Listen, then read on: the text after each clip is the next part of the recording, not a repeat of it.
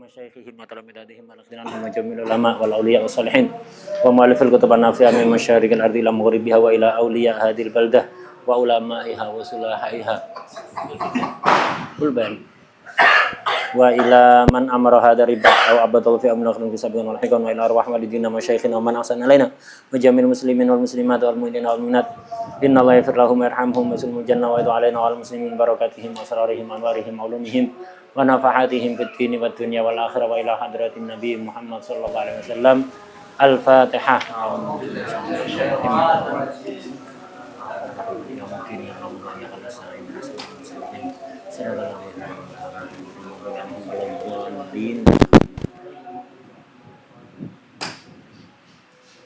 Jabal Muhib mana? Marin. Facebook. Hah? Masduq. Man ghair mawjud. Hah? Mana Al-Qadri? Naim. Naim Ben. Man adu.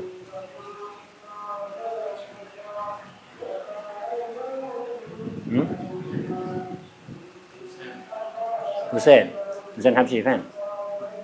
Sama Ahmad. Hah? Sematang. Ahmad man. Ahmad. Amin. Barang tadi. Makan bang. Buka puasa kedua. Mungkin. Saya sudah. Yani Ramadan tahawul jadwalul akal basi ini. Intikal minan nahar ilal lail. Bismillahirrahmanirrahim. Alhamdulillahirabbil alamin wassalatu wassalamu ala sayyidina wa maulana Muhammad wa ala alihi wa sahbihi ajma'in. Amma ba'd. Suaranya dicek. Masuk suaranya. Qala al-Imam Abdullah bin Abdurrahman Bafadal radhiyallahu taala anhu wa nafa'ana bihi wa bilumihi wa bilumina wa bilumi sairi salihin fid dharaini amin ya rabbal alamin. Buka puasa keberapa? Hah? Ketiga apa keempat? Hah?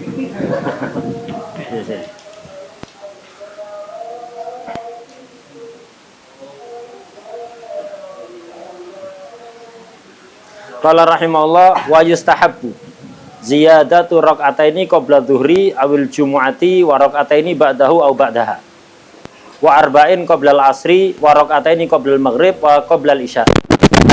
Membahas tentang salat rawatib qabliyah ba'diyah yang ghairu muakkadah.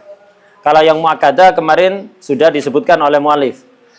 Versi ini mu'alif ratiba yang muakkadah urutan keberapa kemarin? Urutan ke? Pertama apa? Idul Adha, Idul Fitr, Kusuf, Khusuf, Istisqa, Witir,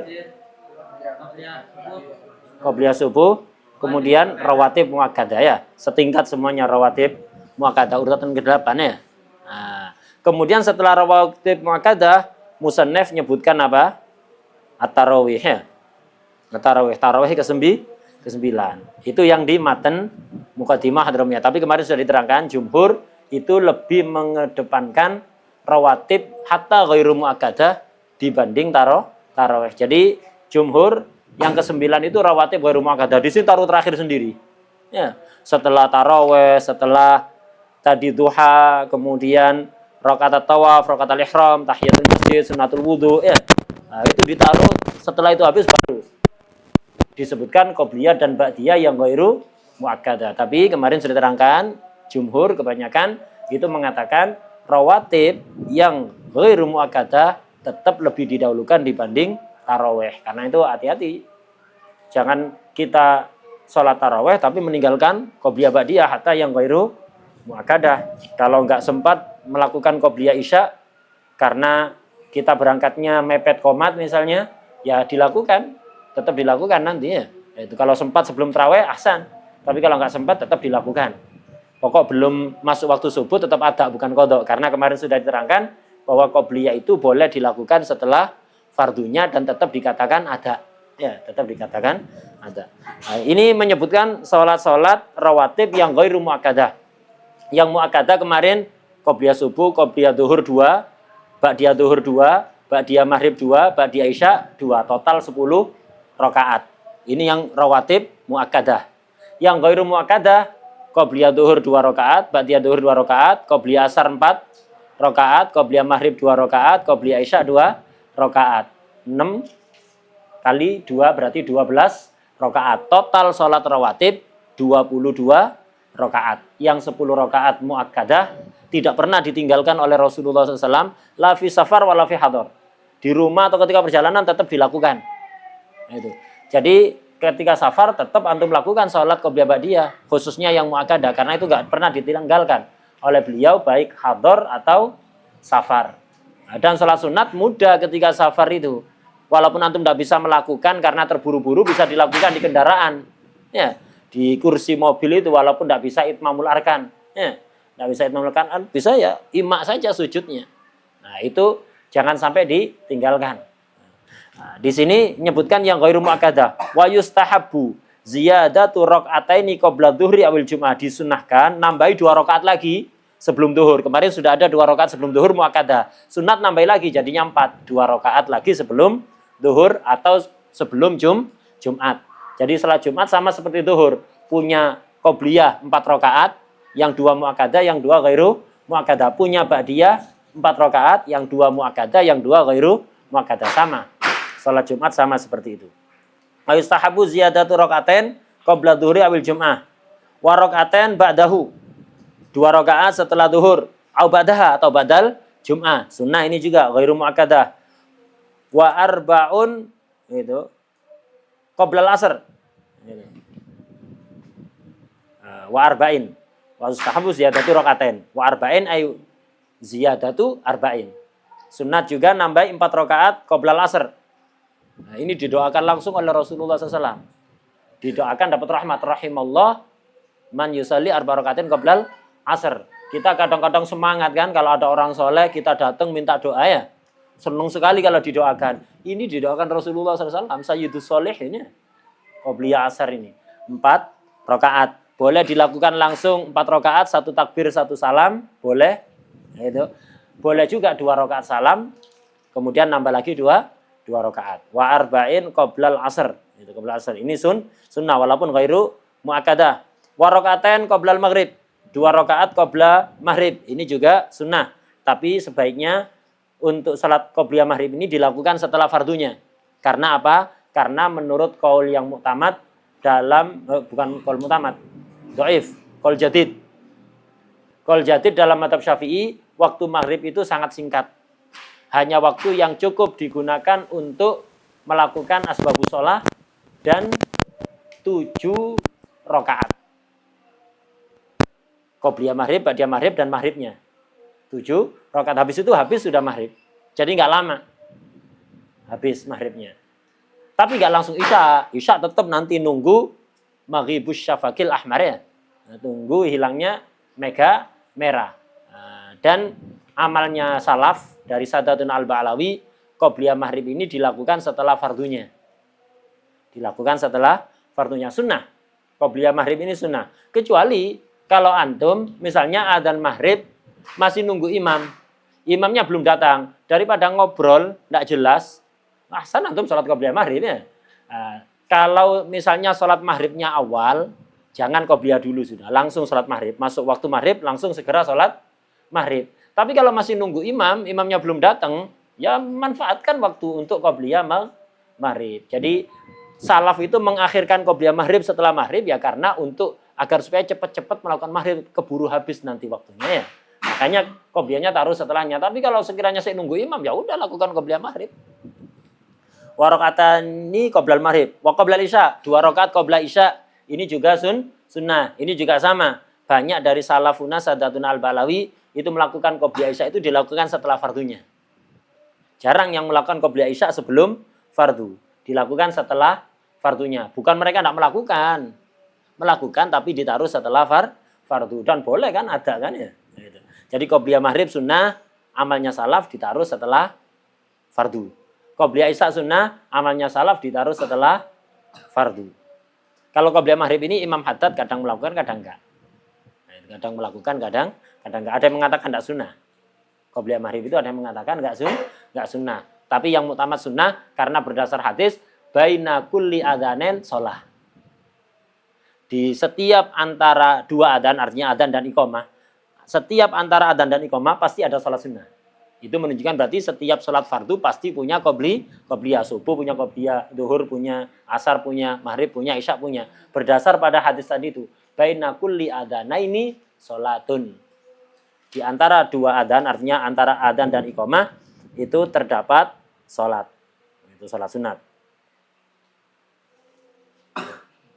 Dan qobliyah ini setelah jawabi adzan. Jawabi adzan dulu baru qobliyah. Udah. Ini sholat rawatib yang ghairu muakkadah. Dan yang harus betul-betul kita istiqomai itu qobliyah, ba'diyah ini harus betul-betul kita istiqomai. Khususnya yang muakkadah. Kemudian sholat witir, sholat duha. Jangan pernah ditinggalkan itu. Bagi thalibul ilm harus setiap hari jaga rawatib qobliyah ba'diyah, minimal yang muakkadah. Kemudian duha minimal 4 rakaat. Duha minimumnya 4 apa 2? Nah, itu untuk driver becak wisata 2 itu ya. Untuk santri bukan 2, 4 ya. Nek driver becak wisata itu 2 rakaat minimalnya. Kalau santri 2. Sama dengan tukang becak, apa bedanya ya? Nah, itu santri 4. Witir setiap hari rutin minimal 3. 3 apa 1? 3 karena kalau 1 mulazamah iktisar ala rakaat itu hukumnya makruh. Nah, jadi dulu sering saya Muhammad Ali Ba'udhan, Mufti Tarim Hafidhullah Ra'ah, nah itu salah satu pembesar ulama Tarim, salah satu pembesar fuqahanya Tarim, saya Muhammad Ali Ba'udhan dan saya Muhammad Ali Al-Khatib. Itu di Al-Ahqaf dijuluki Syaikhain. Nah, 2 syekh besarnya Al-Ahqaf, 2 syekh besar juga di Ribat Tarim. Saya Muhammad Ba'udhan sering kalau ngajar itu ngulang-ngulang. Thalib ilim yang enggak yuwadib ala rawatib qobliyah ba'diyah minimal yang muakkadah, ndak yuwadib ala duha 4 rakaat minimal, ndak yuwadib ala witir 3 rakaat minimal, layar jual futuh. Jangan pernah berharap futuh. Mimpi kalau berharap futuh. Ndak istiqomah, qobliyah ba'diyah minimal yang muakkadah, kemudian witir 3 rakaat, duha 4 rakaat. Jangan pernah berharap futuh daripada kecewa nanti antum ya. Nah, jadi thalabul ilm sama ibadah itu harus jalan bareng. Jangan satu mengedepankan satu, mengabaikan yang lain. Seperti nasihat Imam Malik. Utlubul ilma thalaban la yadurru bil ibadah. Wa'budullah ibadatan la tadurru bi thalabil ilm. Carilah ilmu tapi jangan sampai merugikan ibadahnya. Ibadahlah tapi jangan sampai merugikan thalabul ilm, jalan bareng. Itu jalan bareng. Seperti apa? Kita ikuti syekh kita. Seperti apa syekh kita ngajarkan? Kita ikuti. Jangan akal-akalan sendiri, ya. Jangan akal-akalan sendiri. Kita ikuti syekh kita seperti apa, mencontohkan kepada kita. Nah, itu kita ikuti, kita tiru. Hatta enggak usah disuruh. Ya. Kita berusaha meniru begitu.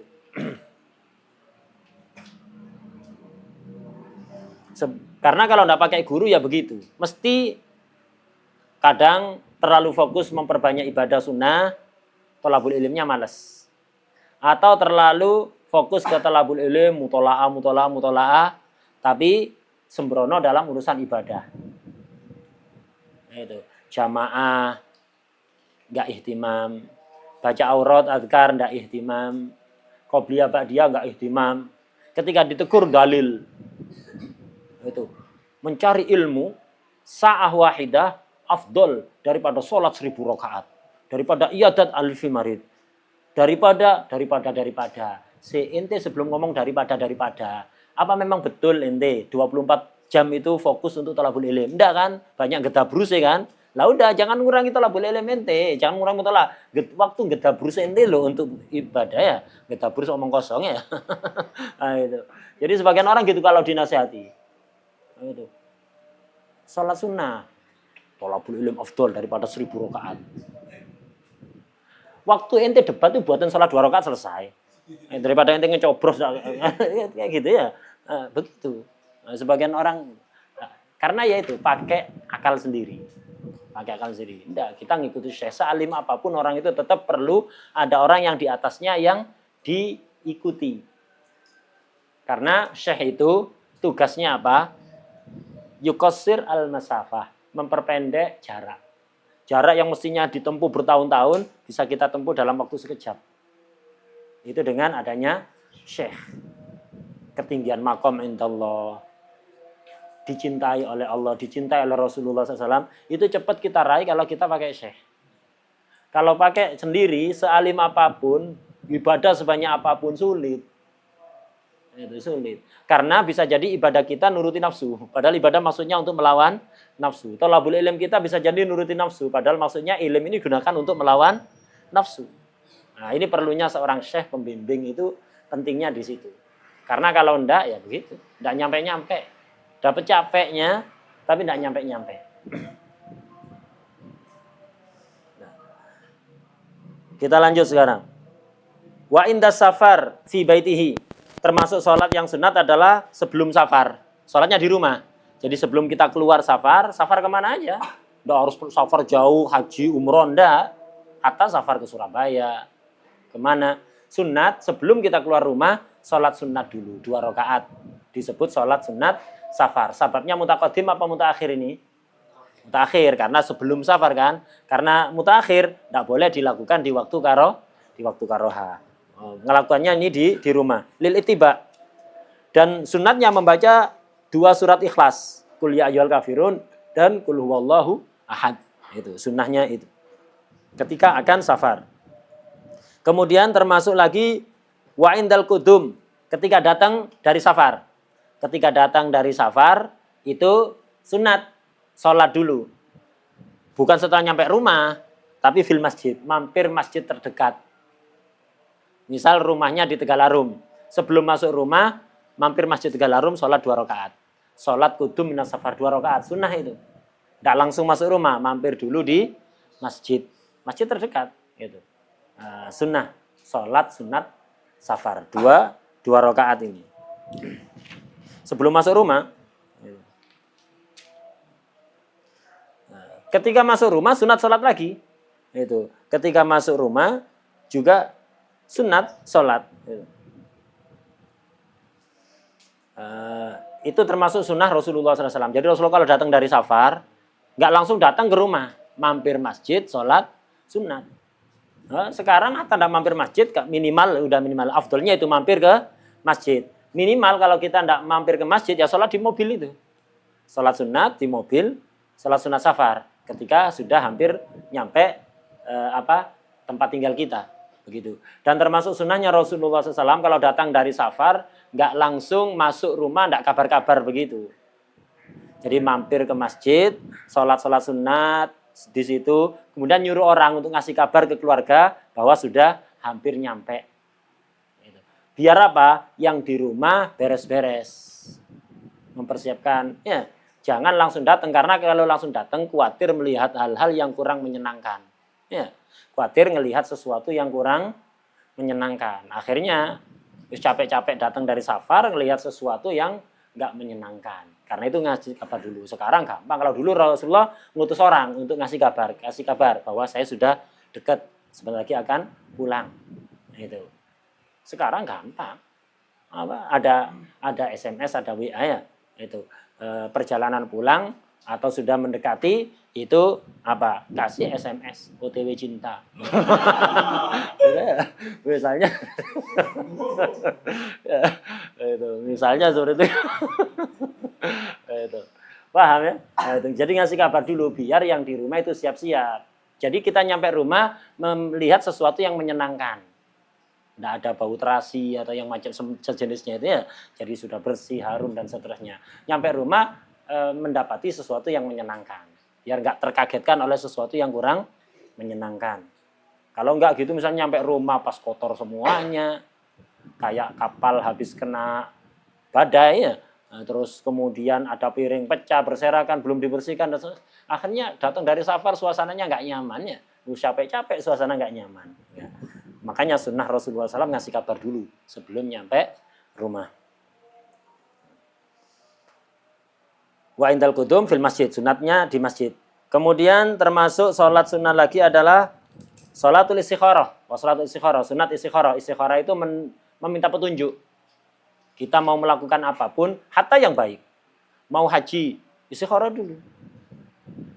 Istikharah ini apa? Untuk meminta petunjuk yang baik. Kalau ada sesuatu yang nggak mesti baik, kita biar ditunjukkan mana yang baik.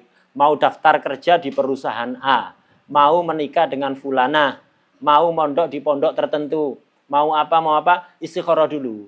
Biar dapat petunjuk itu baik, dilanjutkan apa enggak. Kalau haji mesti baik apa enggak? Mesti baik kan? Kenapa istikharah? Waktunya belum tentu pas. Jadi kalau kita mau haji, istikharah dan musyawarah kepada orang soleh, itu tujuannya untuk mendapatkan petunjuk apakah waktunya pas atau enggak.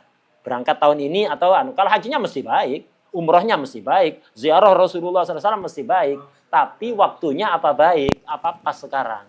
Nah, itu minta petunjuk itu. Jadi walaupun jelas-jelas baik, tetap istikharah. Karena dari sisi waktu.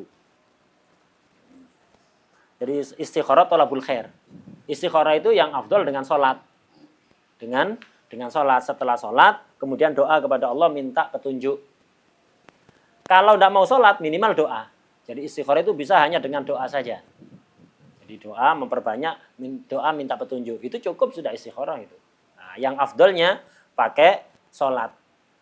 Yang kita cari setelah istikharah itu apa? Insyirahus sadr. Enggak harus mimpi. Sebagian orang mengira istikharah itu harus mimpi. Enggak setiap istikharah petunjuknya melalui mimpi. Asalnya antum enggak srek, kemudian salat istikharah kok srek. Petunjuk berarti itu. Bismillah udah. Tawakal ala Allah sudah. Kalau hati menjadi asalnya bimbang. Setelah salat istikharah kok mantap. Ya itu petunjuk dari Allah. Enggak mesti dari mimpi. Enggak mesti dari mimpi. Orang yang mimpi dan mimpinya itu benar, itu enggak semua orang, ya, enggak semua orang seperti itu. Termasuk keistimewaan itu bisa mimpi, kemudian ternyata benar. Nah, itu termasuk keistimewaan. Jadi enggak mesti dari mimpi. Lah kalau enggak mantap bagaimana? Ya enggak ada isyarah-isyarah, enggak ada. Jadi mau melakukan sesuatu, istikharah kok enggak mantap, ulang lagi. Enggak mantap lagi, ulang lagi. Terus begitu. Paham ya? Jadi diulang-ulang sampai insyirahus sadr. Nah, itu. Setelah insyirahus sadr, udah bismillah, lakukan apa yang antum mantepi. Yang antum mantepi itu lakukan. Lah kalau enggak mantep-mantep, udah berkali-kali istikharah, enggak ada kemantepan, masih bimbang aja. Ya apa ini? Apa yang harus dilakukan? Kalau masih bisa ditunda, sesuatu itu bukan sesuatu yang mendesak, bisa ditunda, sebaiknya ditunda aja. Sebaiknya ditunda. Misalnya mau berangkat umroh, bimbang, berangkat sekarang apa enggak? Istikharah, 1 kali. Bimbang. 2 kali bimbang. 3 kali bimbang. 5 kali tetap bimbang. Ya apa-apa terus berangkat. Kalau masih bisa ditunda, tidak harus sekarang. Tidak harus sekarang udah. Akhara in amkana. Tapi kalau nggak sesuatu yang nggak bisa ditunda, udah bismillah. Bismillah sudah lakukan. Hatta tidak mantap. Insya Allah di situ terdapat kebaikan. Ya, insya Allah terdapat kebaikan. Nah, dalam hadis Rasulullah SAW bersabda apa? Makhoba manis takhara wa man nadima manis tasyara. Orang yang istikharah tidak bakalan rugi. Orang yang minta musyawarah dengan orang lain itu tidak bakalan menyesal. Istikharah itu. Kalau musyawarah itu jangan ke sembarang orang. Musyawarah yang paling bagus itu musyawarahlah kepada orang yang nggak punya kepentingan kepada antum. Kalau orang punya kepentingan kepada antum, nanti usulannya disesuaikan dengan kepentingan dia. Jadi bermusyawarahlah dengan orang yang tidak punya kepentingan kepada antum. Nasihatnya akan lillahi ta'ala. Tapi kalau ada kepentingan ke antum, nanti jangan. Jangan karena kepentingannya dia, bukan kemaslahatan antum. Lanjutkan karena sesuai maslahatnya dia, bukan maslahatnya antum. Karena itu carilah orang yang tidak punya kepentingan apapun pada antum. Jadi orang yang tidak punya udang di balik rempeyek lah itu. Musyawarah ke situ. Jangan ke sembarang orang. Musyawarah itu jangan ke sembarang orang. Khusus orang-orang yang itu tidak punya kepentingan.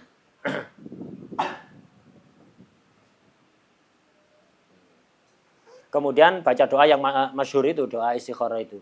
Dan contoh doa yang baik ya seperti doa istikharah itu. Pasrahkan semuanya kepada Allah. In kana hadza khairan li fi dini wa dunyaya wa akhirati dan seterusnya itu, maka fayassirhu li. Jika memang ini maslahat bagiku ya Allah, pada duniaku, agamaku, akhiratku dan seterusnya, maka mudahkan untukku ya Allah. Tapi jika tidak maslahat bagiku, maka palingkan aku, jauhkan aku dari hal ini, palingkan aku dan berilah yang terbaik. Begitu. Itu doa yang adabnya doa itu seperti itu, seperti doa istikharah. Apapun itu. Doa yang baik itu modelnya seperti istikharah. Terdapat taslim dan tafwid kepada Allah. Pasrah penuh sudah. Ya Allah, aku tidak tahu yang maslahat. Mungkin aku punya pikiran yang baik begini, tapi aku tidak tahu. Engkau yang maha tahu ya Allah. Karena itu jika memang maslahat bagiku, maka mudahkan untukku. Tapi jika tidak maslahat, maka jauhkan dariku ya Allah, ganti dengan yang maslahat. Begitu. Jangan doanya ya Allah, jodohkan aku dengan fulana. Kalau memang di takdirmu tertulis bukan jodohku, jadikan dia jodohku ya Allah. Kok ngotot banget itu loh. Emangnya ente bagi harus sama fulana gitu. Allah lebih tahu, paham ya. Jangan maksa gitu ya. Jangan maksa. Kalau dia tidak maslahat bagiku ya Allah, jadikan maslahat. Kenapa harus maksa itu? Itu ke Allah enggak, pasrah. Pasrah penuh kepada Allah ya. Itu kalau enggak maslahat, jauhkan, ganti yang maslahat. Jangan kalau dia enggak maslahat untukku ya Allah, jadikan maslahat. Terlalu maksa. Doa itu begitu, seperti istikharah itu. Jadi pasrah kepada Allah. Kemudian apa? Dalam berdoa itu sesuatu yang enggak mesti maslahat ya seperti doa istikharah. Kalau doa itu mesti maslahat, jangan digitukan. Kayak masuk surga, mesti maslahat apa enggak? Mesti maslahat, jangan dikoyit kayak tadi ya Allah kalau memang masuk surga maslahat untukku, masukkan aku ke surga. Terus kalau enggak maslahat? Mesti maslahat masuk surga itu ya. Maslahat apa? Masuk surga maslahat, jangan ditaklek seperti doa istikharah. Meninggal husnul khotimah, mesti maslahat apa enggak? Mesti maslahat, jangan ditaklek kayak tadi kalau memang meninggal husnul khotimah baik untukku. Mesti baik, jangan kalau memang ya. Sesuatu yang mesti maslahat itu apa? Pasrah. Kalau doa jangan ditaklek. Jangan ditakleki. Tapi jika tidak jelas maslahatnya, ditaklek. Ima tidak jelas sesuatunya itu, maslahat apa tidak, ima waktunya ya. Ima waktunya. Nah seperti itu. Kayak haji tadi mesti maslahat kan, tapi apakah waktunya pas? Nah itu yang kita tidak tahu. Doanya seperti istikharah. Kemudian juga adabnya doa, itu jangan terlalu mendetail. Global-global aja doa itu. Jangan terlalu mendetail, terlalu mendikte Allah. Ya Allah, karuniakan kepadaku surga yang modelnya itu begini ya Allah, ada kubahnya di 4 penjuru, kemudian ada di sebelah kiri gang, itu pas persis sebelahnya gang, jadi biar dekat dengan jalan raya. Jangan ngapain doa seperti itu. Minta istri yang tinggi badannya sekian, berat badannya sekian, rambutnya misalnya hitam agak coklat-coklat, itu matanya yang seperti kucing atau apa, enggak, jangan. Karuniakan yang baik, dohir batin itu selesai, terserah Allah sudah. Jangan terlalu mendikte Allah. Lancarkan rizki untukku yang berkah, karuniakan kepadaku rizki yang berkah, yang lapang. Udah, jangan terlalu mendikte, mudahkan rizki untukku, titik. Seperti apa mudahnya, terserah Allah. Jangan kemudian tentukan, ya Allah, mudahkan rezeki untukku ya Allah. Hanya dengan menggerakkan kaki, fulus datang kepadaku. Nah, ente dikabulkan oleh Allah dari tukang becak ente ya. Gerakkan kaki, dapat fulus ya. Ya. Udah, mudahkan rezeki untukku, wes titik. Nggak usah hanya dengan menggerakkan kaki atau hanya kipas-kipas dapat fulus. Jual sate tidak lama ya. Itu, enggak usah didetailkan. Wis mudahkan, titik, selesai. Jangan terlalu mendetail. Itu. Yang mujmal, doa kepada Allah itu yang mujmal, terserah Allah, udah pasrahkan kepada Allah. Kemudian dalam salat istikharah sama, sunnahnya baca qul ya ayyuhal kafirun dengan qul wallahu ahad, enggak usah panjang-panjang. Kemudian doa istikharah. Dan petunjuk itu tadi yang penting ada kemantapan hati, ima dari mimpi atau dari selain mimpi. Kemudian termasuk salat sunat lagi, wasolatul awwab wal hajah, salat hajat itu. karena ada hajat. Nah, istikharah ini sebabnya mutaakhir kan ya. Nah, minta petunjuk, petunjuknya belum datang. Minta petunjuk yang terbaik, kita masih belum tahu. Nah, sholat hajat ini juga sebabnya mutaakhir, karena minta agar supaya hajat kita dimudahkan. Banyak caranya sholat hajat ini macam-macam. Di antaranya disebutkan ada yang kita biasanya dibagi-bagikan Habib itu. Kitab apa namanya itu? Ada, ya warna hitam. Apa namanya itu?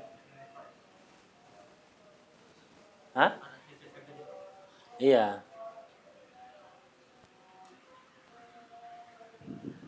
Al-Hifdz wal Wiqayah itu ada.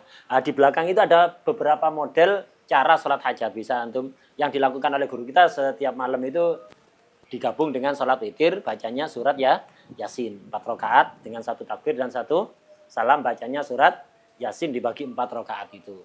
Diniati hajat, terserah antum hajat apa saja. Jangan niatkan kalau antum tidak punya hajat tertentu, ya sudah globalkan gitu aja, hajatuddin dinyawiyah wal ukhrawiyah begitu. Nah, kalau punya hajat tertentu niatkan itu. Insya Allah akan dimudahkan. Ada beberapa cara sholat hajat itu, bacaannya apa, caranya bagaimana, itu ada beberapa cara di kitab yang ada. Inti punya kitabnya. Nah di situ ada itu di belakangnya, itu ada beberapa tata cara sholat hajat. Beliau sering mengijazahkan cara-cara itu juga biasanya. Nah, itu ada beberapa cara. Nah, kalau punya hajat, jangan hanya kita minta bantuan makhluk, jangan mengandalkan makhluk, udah minta kepada Allah Subhanahu wa taala. Jangan lupa untuk sholat hajat ini. Sholat hajat. 2 rakaat itu. 2 rakaat setelah salam baca pujian-pujian untuk Allah yang sebaik mungkin, apalagi dengan yang warid. Itu pujian-pujian misalnya alhamdulillahirabbil alamin hamdan yuwafi ni'amahu wa yukafi mazidah ya rabbana lakal hamdu kama yanbaghi li jalalik wa azimi sultanik subhanaka la nuhsi tsanan alaik anta kama asnaita ala nafsik. Lah ini pujian-pujian yang warid dari Rasulullah SAW. Kemudian sholawat kepada Rasulullah SAW, setelah itu minta hajatnya, insya Allah akan dimudahkan. Ini 2 rakaat juga ini.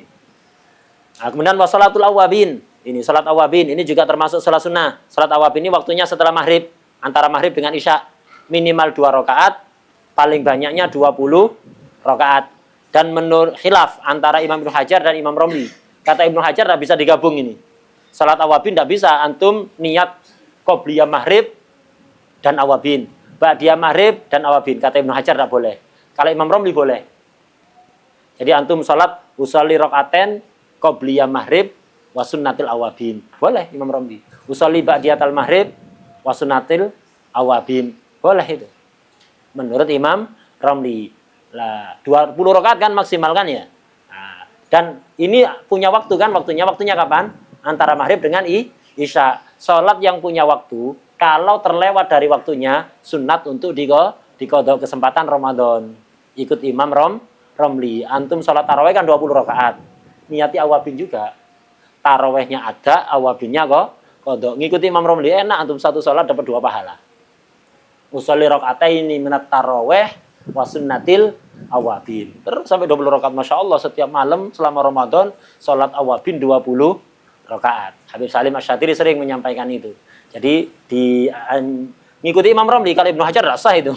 Antum niat tarawih dan awabin tidak sah sholatnya, tidak bisa digabung. Tapi ikuti Imam Romli aja.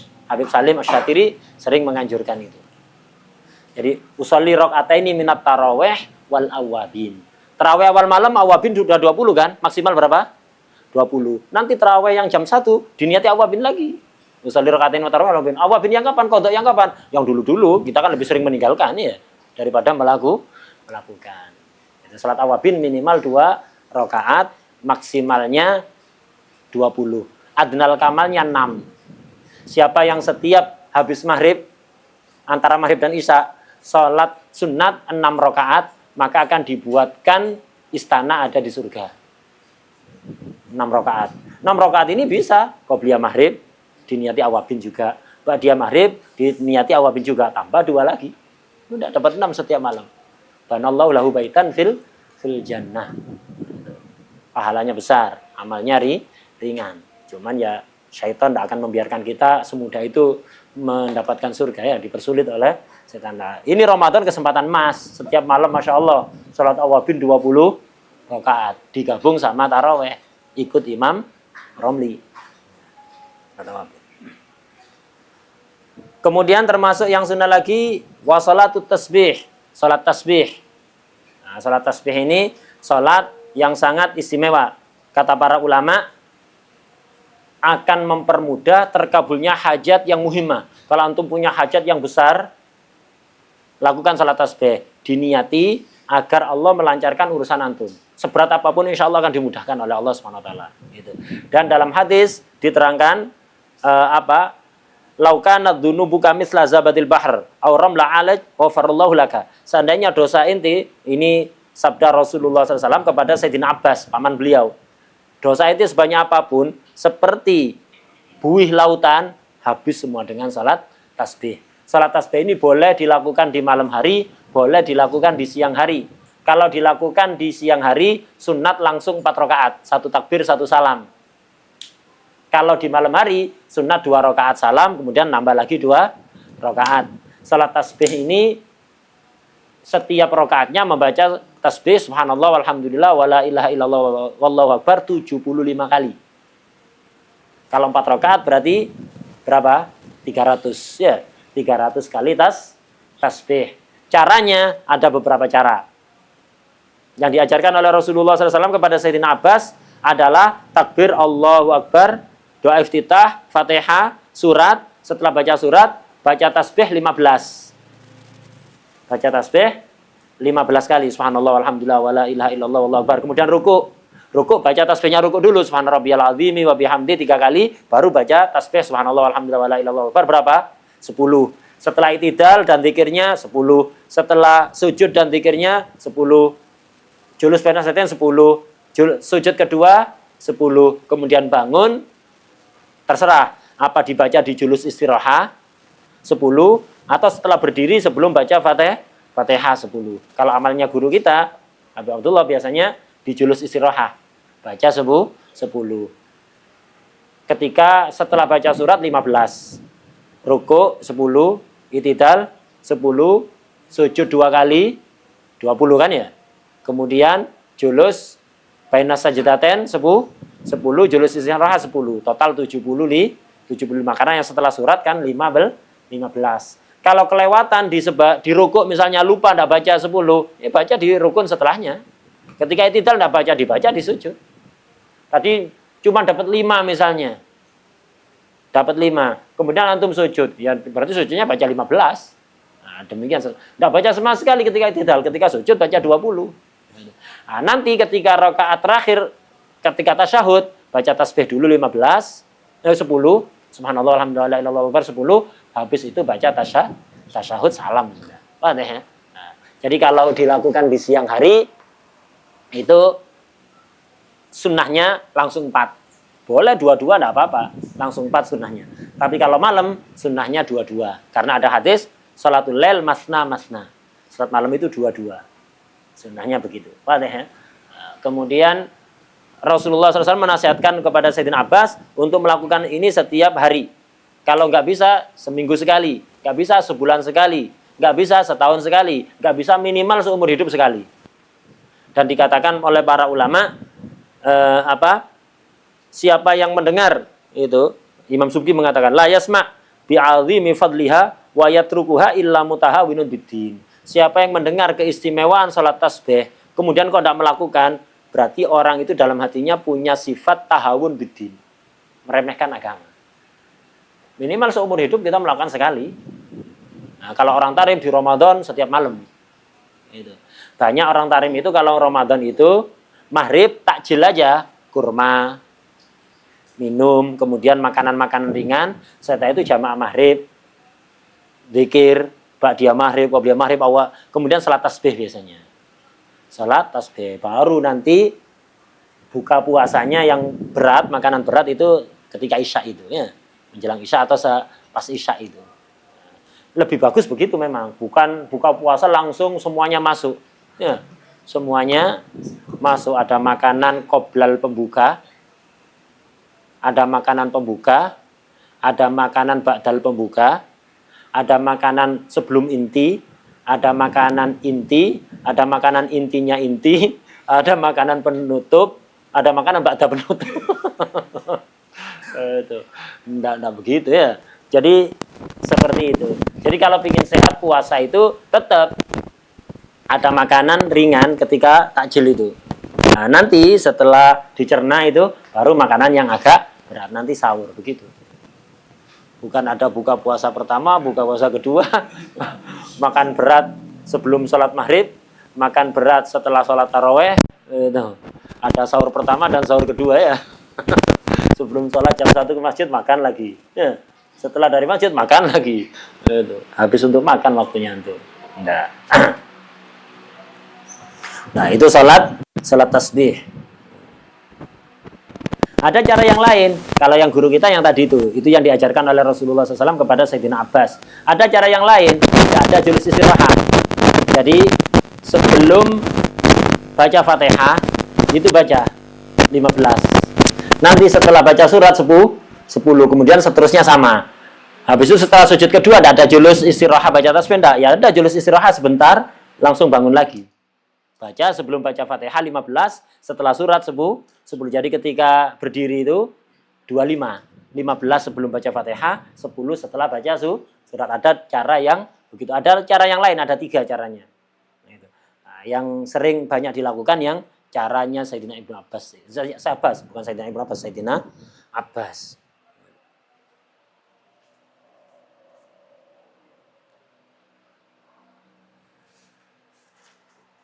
Nah, kemudian ada beberapa sholat sunat yang tidak diterangkan di matan, di syarahnya.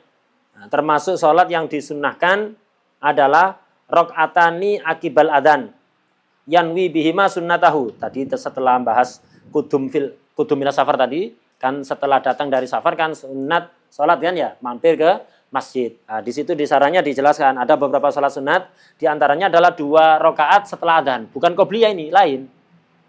2 rakaat setelah adzan itu sunnah itu.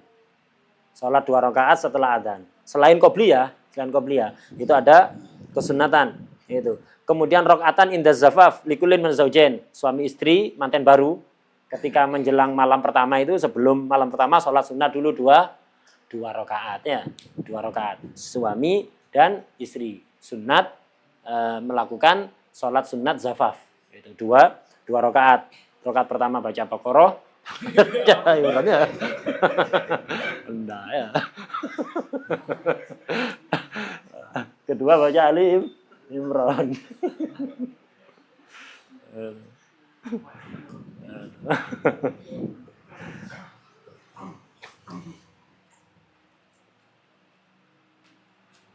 Kemudian ada lagi termasuk salat sunat adalah salat sunat zafaf itu waktunya setelah akad, sebelum melakukan hubungan. Nah, hubungan suami istri setelah akad itu sunnahnya sebelum melakukan hubungan suami istri itu disunahkan. Gitu. Kemudian ada sunat zawal 2 rakaat atau 4 rakaat. Bukan qobliyah zuhur, pas zawal itu, pas awal masuk waktu zuhur itu ada qobliyah zuhur berapa rakaat? 4 rakaat, 2 muakkadah, 2 ghairu muakkadah. Selain itu ada salat sunat zawal. 2 rakaat boleh, 4 rakaat juga boleh.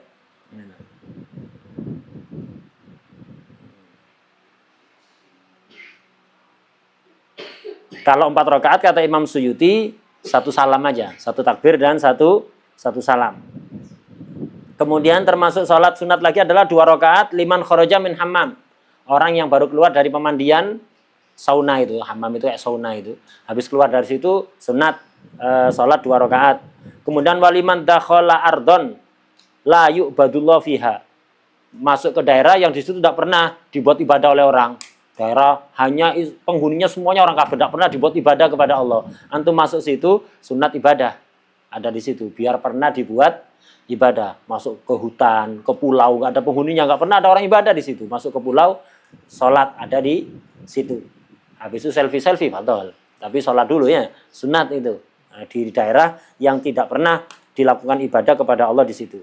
Walil musafir idan nazala manzilan. Musafir ketika istirahat, mampir di satu daerah, itu sunat. Mampir rest area, jangan hanya ke hammam toh, buang air. Mampir juga ke masjidnya, sholat di situ ya. Walil musafir idan nazala manzilan, sunat. Waliman marra bi ardin lam yumarra biha qatu. Daerah yang nggak pernah dilewati orang. Sunat itu salat ada di situ. Walil qatli sebelum dibunuh. Sebelum hukuman mati itu sunat salat. Dan yang pertama kali melakukan sahabat siapa itu? Yang sebelum dibunuh itu? Sayyidina Khabbab apa Sayyidina siapa itu?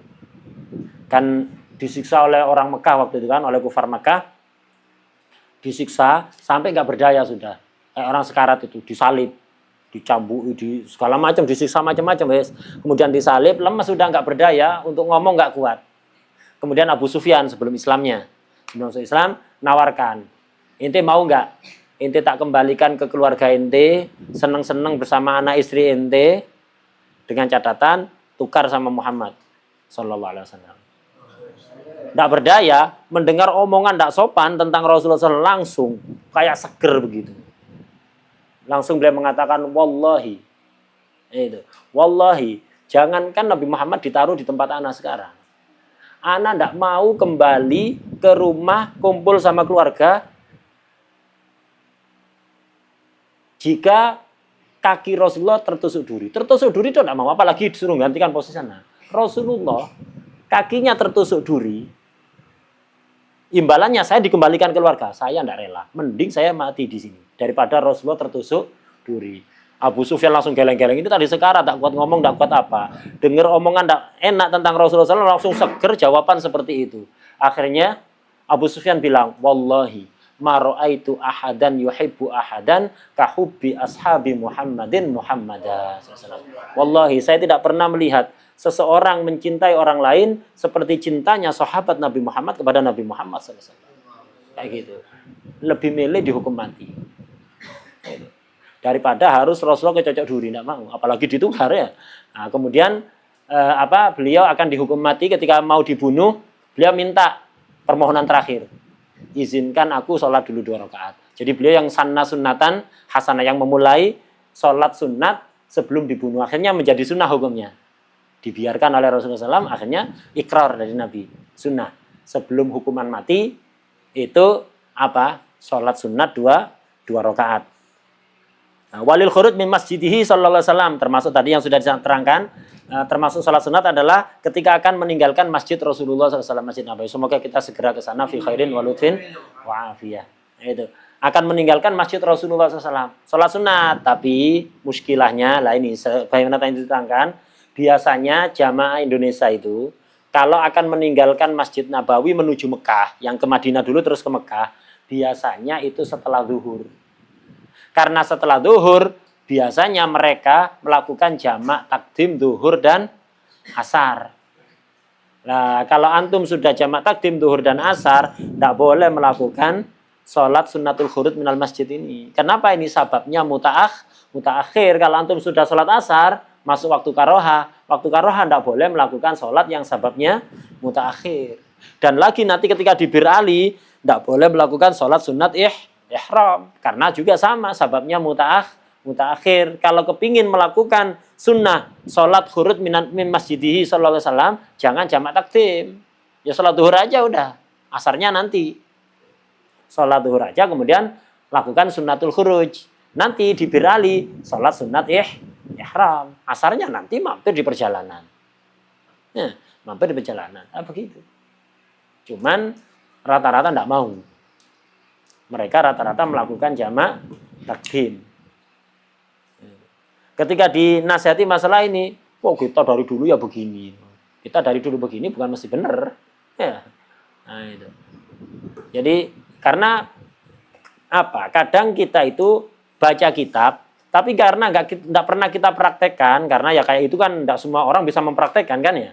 Nah, itu ya orang yang pernah ke sana. Kadang ya itu dipelajari, dibaca begitu aja, tapi nggak diingat-ingat. Sehingga ketika nyampe di sana nggak ngeh. Nah, jadi sesuatu yang nggak biasa dilakukan atau bertentangan dengan kebiasaan. Kadang kita ngerti hukumnya, tapi kadang kita nggak sadar kalau hukumnya mestinya seperti ini. Contoh. Sekarang alhamdulillah banyak yang sadar. Sekitar 10-20 tahun yang lalu, semua santri ngerti kan, kalau aurat perempuan itu seluruh badan selain wajah dan tapak tangan. Untuk wajah dan tapak tangan khilaf. Kata Imam Nawawi wajib ditutup. Berarti wajib pakai cadar, tidak harus pakai cadar, pakai helm tidak apa-apa. Kalau inti anti cadar, ini budaya Arab ya khair. Itu tidak mau budaya Arab, pakai helm kaca hitam kemana-mana gitu. Itu. Atau kresek gitu ya, kresek hitam, atau masker ditumpuk-tumpuk gitu ya. Dan ini yang utama dalam mazhab Syafi'i, wajah dan tapak tangan termasuk aurat. Imam Rafi'i tidak, wajah dan tapak tangan bukan aurat, sehingga boleh terbuka asal tidak berpotensi menimbulkan syahwat atau fitnah. Nah itu menurut Imam Rafi'i. Jadi khilafnya antara wajah dan tapak tangan, dan batas wajah kita tahu. Batas wajah dari tempat tumbuhnya rambut sampai dagu. Jadi dagu dengan tempat tumbuhnya rambut yang normal. Telinga ke telinga. Telinga bukan termasuk wajah, sehingga wajib ditutup. Ini dagu bagian bawah ini bukan wajah, sehingga nggak khilaf antara Imam Nawawi dan Rafi'i, tak khilaf, sepakat ini harus ditutup. Kemudian pergelangan tangan, ini nggak ada khilaf. Tapak tangannya yang khilaf, pergelangan tangan nggak khilaf. Tapak kaki nggak ada khilaf, sepakat. Tapi banyak santri-santri, bahkan ustadzah ya, atau bisa naik lagi bunyai, itu keluar rumah nggak pakai kaos kaki. Sekarang sudah agak ketat. Beberapa tahun lalu, 20 tahun lalu rata nggak ada yang pakai kaos kaki keluar itu. Padahal ngerti, setiap hari yang ngajar Fathul Qorib, Fathul Mu'in, ya dibaca itu aurat perempuan itu jamil badan ilal wajah wal kafain, khilaf antara Imam Nawawi dan Imam Rafi'i. Kaki tidak ada khilaf, ini dagu bagian bawah tidak ada khilaf, leher tidak ada khilaf, telinga nggak ada khilaf. Tapi dulu sekitar 20 tahunan yang lalu atau 30 tahunan yang lalu, hatta bunyainya kalau kerudungan di sini ditaruh di belakang, karena jarang kan yang pakai jilbab kan, biasanya pakai kerudung yang ditaruh di belakang telinganya tampak, padahal tidak ada khilaf. Kemudian ini lehernya kelihatan, padahal tidak ada khilaf. Dagu bagian bawah tampak, padahal tidak ada khilaf. Kakinya tidak pakai kaos kaki, padahal tidak ada khilaf. Lengan tangannya sering kelihatan, terutama ketika ngangkat tangan kelihatan, karena tidak pakai deker, padahal tidak ada khilaf. Ngerti bukan tidak ngerti, tapi mereka melakukan itu bukan sengaja melanggar syariat, karena adat daerah Indonesia waktu itu ya biasa pakai pakaian seperti itu, sehingga mereka itu tidak sadar kalau menampakkan sebagian aurat. Bukan karena tahu kalau ini aurat sengaja dibuka, tidak sengaja. Tidak sengaja, bukan karena mereka sengaja muraqamah kepada syariat, enggak. Karena kebiasaan, sehingga mereka itu walaupun baca kitab, tapi kebiasaan masyarakat tidak seperti itu, kadang nggak ngeh. Mereka itu tidak sadar kalau tidak pakai kaos kaki itu berarti menampakkan aurat. Buktinya bukan dengan sengaja menampakkan aurat. Soalnya Al-Fakir pernah negur. Itu pernah negur. Nah, ini aurat. Kok bisa aurat? Yang saya tegur ini pintar baca Fathul Mu'in. Bukan orang awam. Pintar baca Fathul Mu'in. Aurat. Di Fathul Mu'in coba dibaca. Aurat perempuan apa? Seluruh badan. Yang khilaf apa? Wajah dan tapak tangan. Dan ini khilaf apa enggak ya? Iya ya. Selama ini kita nggak sadar kalau ternyata ini nggak ada khilaf. Nggak sadar gara-gara uruf. Ini kalau pakai jilbab. Sekarang banyak yang jilbaban begini ya. Kalau dulu jilbab dikasih kemiti begini. Nah ini kelihatan. Dan mereka nggak sadar kalau itu ternyata aurat. Ya baca kitab, wajah dan tapak tangan. Berarti ini tak tegur, aurat. Kok bisa aurat? Ya aurat perempuan yang khilaf apa? Wajah dan tapak tangan. Batas wajah di bab wudu apa? Ini sampai ini kan? Ini bukan wajah. Oh iya ya. Nah, iya ya gitu. Nah, jadi selama ini tidak sadar kalau ternyata itu aurat gara-gara uruf. Sehingga kadang nggak ngeh. Makanya ketika kita menasihati itu ya perlu cara lemah lembut. Kadang jangan suudon ini pintar baca kitab, melanggar syariat, jangan begitu. Mereka kadang nggak sadar kalau itu melanggar. Lu baca kitab, hatta baca kitab. Ketika kebiasaan itu tidak sesuai dengan kitab, kadang-kadang orang yang pintar baca kitab pun tidak sadar kalau itu melanggar syariat. Karena itu perlu dikasih tahu dengan lembut. Jangan langsung pintar baca kitab, tidak ngamal isi kitab. Mereka tidak sadar, tidak begitu caranya. ud'u ila sabili rabbika bil hikmah wal mau'izatil hasanah. Karena ya tidak sadar. Buktinya yang tak tegur tadi langsung setelah itu iya ya, langsung berubah seketika. Bukan karena melanggar secara sengaja, ya tidak sadar saja karena hurufnya beda dengan yang di kitab sehingga nggak sadar ya. Tugas kita menyadarkan mereka dengan sebaik mungkin. Ya, kakinya kelihatan kan biasanya kan santri-santri pulang pondok itu, hah? Nggak tahu. Sadar deh.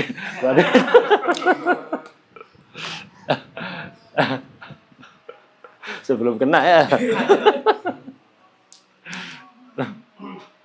Ada soal?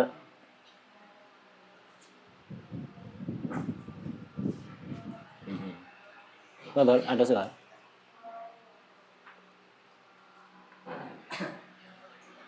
Ini ada beberapa salat sunat, tak baca cepat aja. Termasuk salat sunat adalah ketika sumpek. Antum tiba-tiba sumpek. Ada sebabnya atau enggak jelas sebabnya. Langsung segera sholat. Itu ketika sumpek, tiba-tiba sedih, galau itu sholat.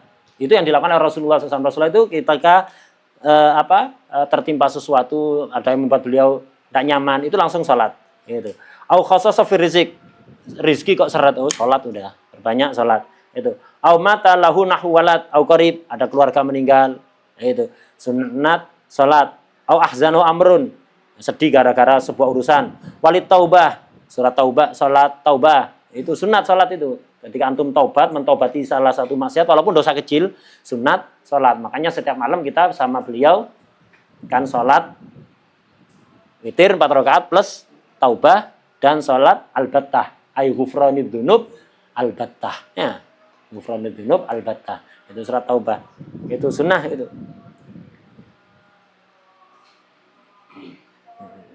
Kemudian waraqata radidallah. Itu ada barang yang hilang. Salat. Insyaallah akan dikembalikan oleh Allah Subhanahu wa taala dan ada doanya itu disebutkan. Padahal visual.